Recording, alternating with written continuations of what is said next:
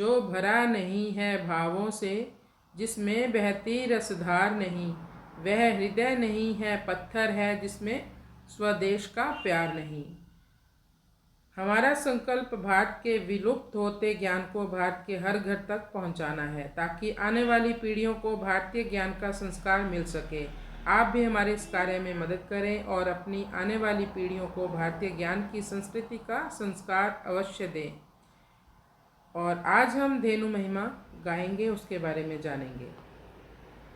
तो चलिए धेनुमानस ग्रंथ का अब हम पाठ करेंगे। सर्वे देवा स्थिता देहे सर्वदेवमयी ही गौ। हमारे सनातन की मूल गौ माता के बारे में शास्त्रों में लिखा है कि गाय के शरीर में सभी देवताओं का वास है। गौ सर्वदेवमयी है। विश्व गुरु भारत, जो समस्त विश्व का हृदय प्राण माना जाता है, जिन गौ माता की कृपा से भारत का विश्व में सर्वोच्च स्थान था, जो भारत अध्यात्म गुरु था, पाश्चात्य संस्कृति अपनाने और गौमाता के तिरस्कार से समस्त भारत अशांति, अतिवृष्टि, अनावृष्टि, प्राकृतिक आपदा, दैविक आपदा, आतंकवाद जैसी आपदाओं से अब ग्रसित हो गया है। तो हमें अभी फिर गौमाता के पास जाना होगा। ज्ञान ज्योत ही तभी प्रकाशा, सात्विक श्रद्धा धेनु निवासा, सोहम मंत्र श्वास ध्वनि करई, स निक्षत भीतर भरई।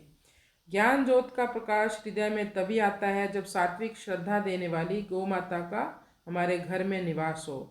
श्वास के शब्द को सोह के ध्वनि में सुना गया है। सोह का मतलब स जब निकलता है सांस बाहर तब आवाज आती है, और ह जब श्वास अंदर जाता है तब ध्वनि आती है। विलग शरीर केस नख होई, जानी अशुभ नहीं राखत कोई, धेनु पूंछ चंवर बनी केसा, मंदिर राजभवन सो नरेशा। जब हमारे नाखून और बाल शरीर से अलग हो जाते हैं, टूट जाते हैं, तब हम उनको अशुभ समझकर नहीं रखते, फेंक देते हैं। परंतु गाय की पूंछ के बाल चाहे गिर भी जाएं, फिर भी वो चमर बनकर राजभवन और मंदिरों में डुलाए जाते हैं। इतनी महिमा है हमारी गौ माता की। भरत भारती महिमा भारी, सकल लोक मुद मंगलकारी, सकल जगत गुरु गौरव पाई, कुरुक्षेत्र शुभ सृष्टि सुहाई। भरत की भारती की बड़ी भारी महिमा है, संपूर्ण लोकों के लिए प्रसन्नता और मंगल करने वाली है। भारतवर्ष को सारे संसार के गुरु होने का गौरव प्राप्त है। कुरुक्षेत्र से ही सृष्टि का आरंभ हुआ है। गौमुख ते निकसी माँ गंगा, सुखद प्रवाह अध्यात्म तरंगा, रहे पीयूख ब्याई नवगाई, अमीय वत्स अवशिष्ट सुहाई। गौमुख से ही गंगा का उद्गम हुआ, प्रादुर्भाव हुआ, जो अध्यात्म की तरंगे सुखद प्रवाह लिए हुए हैं। नई ब्याई गाय के दूध को पीयूष कहा गया है, यानी अमृत कहा गया है। जो बछड़े के मुख से उच्छिष्ट जब वो दूध पीता है, जो वो उच्छिष्ट निकलता है, वे भी अमृत है। जंत्र रोपि पय दो ही, गिरत रक्त की धार, अस दूध अबूध बने, खरी परत है मार। जो लोग गौमाता का दूध मशीन के साथ धोते हैं, किसी यंत्र के साथ धोते हैं, वो बिल्कुल गलत है। क्योंकि जब तक गौमाता के पास दूध होगा तब तक तो दूध निकलेगा, नहीं तो फिर वो अंदर से पूरे खून को चूस लेती है वो मशीन। ऐसे दूध को पीने से बुद्धि और चित्त रहित बनते हैं और उन लोगों को बहुत मार पड़ती है। धेनु धरोहर वेद पुरातन, रीति नीति ऋषि रही सनातन, पंच गव्य बिनु भई का पूजा, थापि देव पंचामृत दूजा। गौमाता वेद एवं पुरातन की धरोहर है। यह तो ऋषियों की सनातन रीति नीति है। पंचगव्य के बिना पूजा हो नहीं सकती। पंचामृत के बिना आप किसी भी देवता को प्रसन्न नहीं कर सकते, किसी भी देवता की स्थापना नहीं कर सकते। पूर्व विशाल पय पान बनावा, सुप्त कुंडली तुरत जगावा, बद्री धाम रही नृपति विशालू, जय कारण प्रभु भय निहालू। हृदय को विशाल भी दूध ही बनाता है, सोई हुई कुंडलिनी शक्तियों को भी जागृत करता है। बद्री धाम में विशाल नामक राजा थे, जिनके लिए भगवान निहाल हुए, प्रकट हुए। हरि अवतार भयो 24, प्रथम प्रकट सनकादि मुनीषा, ब्रह्मचर्य व्रत धारण कीनो, केवल रहा हरि को लीनो। भगवान के 24 अवतार हुए हैं, ये तो आप सब लोग जानते हो। पहला अवतार कौन सा था? सनकादि मुनियों का। सनक, सनंदन, सनातन, सनत कुमार। ब्रह्मचर्य व्रत को धारण किया इन्होंने, केवल हरि का ही रास्ता अपनाया।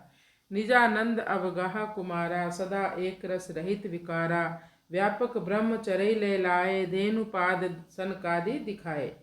चारों कुमार निजानंद में डूबे रहते थे, हमेशा प्रभु के भजन में, सर्वदा एक ही रस में विकार रहित व्यापक ब्रह्म में चर रहे, लय लगाए हुए। गोमाता के पैरों में इन चारों के दर्शन होते हैं।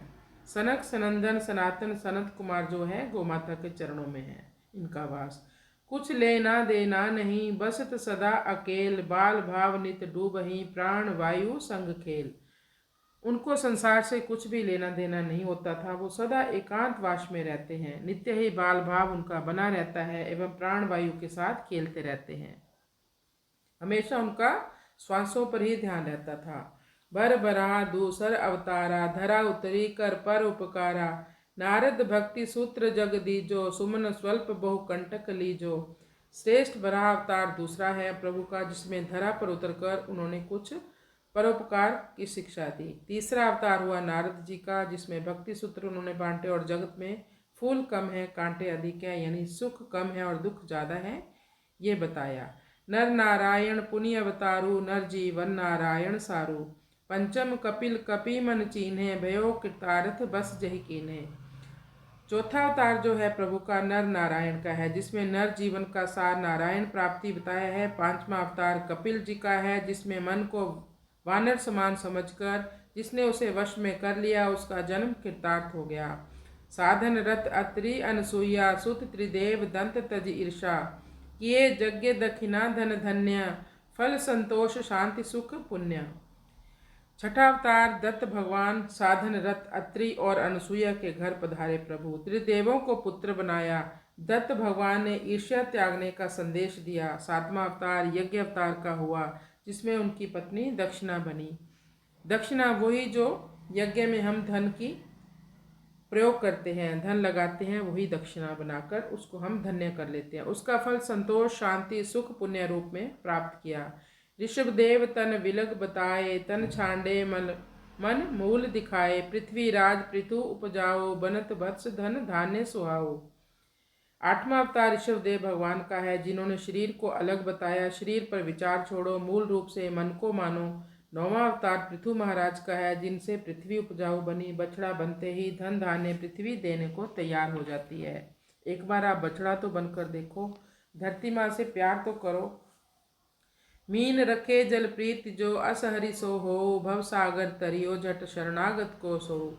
जैसे मछली जल से प्रीति रखती है, ऐसे ही प्रीत जब हरि से लगी होगी तो तुरंत भवसागर से पार हो जाओगे, क्योंकि वह शरणागत के ही हैं।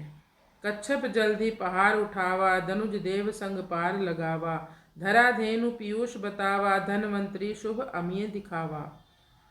10वां अवतार कच्छप रूप रखकर मंदराचल पहाड़ को उठाया उन्होंने, एवं देवताओं के साथ धनुजों को भी उन्होंने पार लगा दिया, दुष्टों को भी पार किया। 11वां अवतार पृथ्वी धेनु है, यानी धेनु ही पृथ्वी है, मंथन होने पर अमृत मिलेगा, यह धन्वंतरी भगवान ने दिखाया। असुर सुरासुर अमृत दीना, मोह भयो मोहिनी व पुकीना, धरी नरसिंह रूप हरि आए, भक्त प्रीत प्रहलाद बचाए। दैत्यों को मदिरा एवं देवताओं को अमृत देने के लिए मोह रूपी मोहिनी का 12वां अवतार उन्होंने धारण किया। 13वां अवतार नरसिंह रूप रखकर भगवान आए, भक्त के प्रेम के लिए आकर प्रहलाद को बचाया उन्होंने।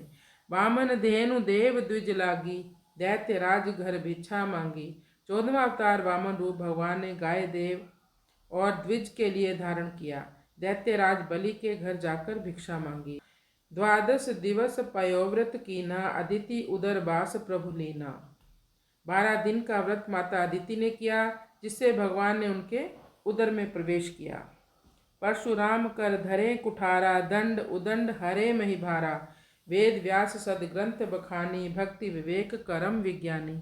15वां अवतार परशुराम भगवान ने हाथ पर कुल्हाड़ा उठा लिया, उदंड लोगों को दंड देने लगे, पृथ्वी का भार उतारा। 16वां अवतार भगवान वेद व्यास का, जिन्होंने सदग्रंथों का विस्तार किया, भक्ति ज्ञान कर्म के जो विज्ञानी हुए। व्यास उच्छिष्ट जगत सब कविवर करे बखान, वेद पुराण विविध कहे करत रहे अनुमान। जय गोमान जय गोपाल। व्यास जी का सारा उच्छिष्ट है, यानी व्यास जी ने ही सब वेद पुराणों की रचना पहले ही कर दी है। जो भी श्रेष्ठ कवि उसको बखान करते हैं। वेद पुराणों का विस्तार विविध प्रकार से किया, जिसका अनुमान सब लगाते रहते हैं। अब उसी को ही पढ़ते हैं लोग। विग्रह धर्म राम मर्यादा, निज अनुचर मेटत सब बाधा। उत्तम कृषि गाय संग कीजो, हलधर बन बल बुद्धि लीजो। 17वां अवतार राम जी का जो साक्षात धर्म के विग्रह एवं मर्यादा की स्थापना करने वाले, अपने पीछे चलने वाले की सारी बाधा को हटाने वाले हैं। यानी हमेशा हरि नाम का जप करने से, राम नाम का जप करने से सभी तरह की बाधाएं मनुष्य की हट जाती हैं। 18वां अवतार हलधर बलदाऊ जी का, जिन्होंने कृषि को उत्तम माना और गाय और खेती की अभिन्नता बताई। इसी से बल और बुद्धि की प्राप्ति हो सकती है।